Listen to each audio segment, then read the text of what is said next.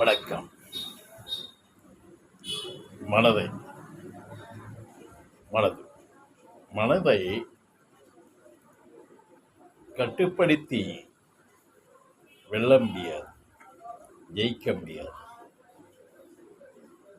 மனதை அது போக்கில் விட்டு, அது போக்குன்னா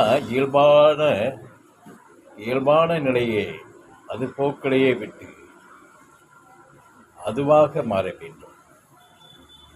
நாம கட்டுப்படுத்தி இப்படித்தான் இருக்கணும், அப்படித்தான் இருக்கணும்னு கட்டுப்படுத்தும் போது கட்டில் அடங்காது. அந்த கட்டில் அடங்கினாலும் அது பொய்யான கட்டு, நிற்காது. அந்த கட்டு உடைந்து விடும், சறுக்கி விடும். எத்தனையோ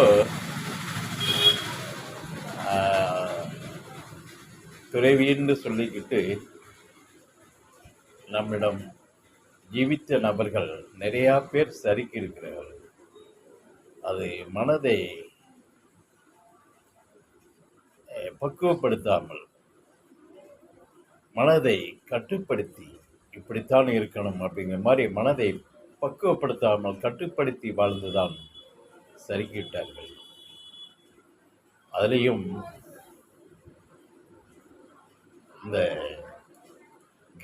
காமம் என்பது கொடூரம் அல்ல, அதுவும் ஒரு சிற்றின்பமான பேரின்ப நிலைதான். ஆனால் அதனுடைய நிலையில தான் முறை இருக்கிறது. அது முறையான நிலைப்படி இருந்து கடந்தோமானால் அது வந்து போகக்கூடிய ஒரு சுக தினம்தான். அது ஒன்றும் இதில்லை. அதையுமே கட்டுப்படுத்தி நான் துறவின்னு ஒரு நிலையில் அந்த காமத்தை கட்டுப்படுத்தும் போது அதுவும் உடையும்.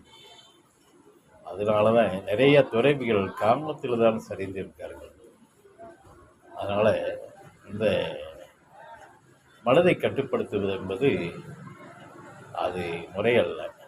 மனது அது போக்கிலே நாம் இயல்பாக இருக்கத்தான் அதை விருப்பப்பட வேண்டும். ஒழிய கட்டுப்படுத்துவது கூடாது, அது உடையும்.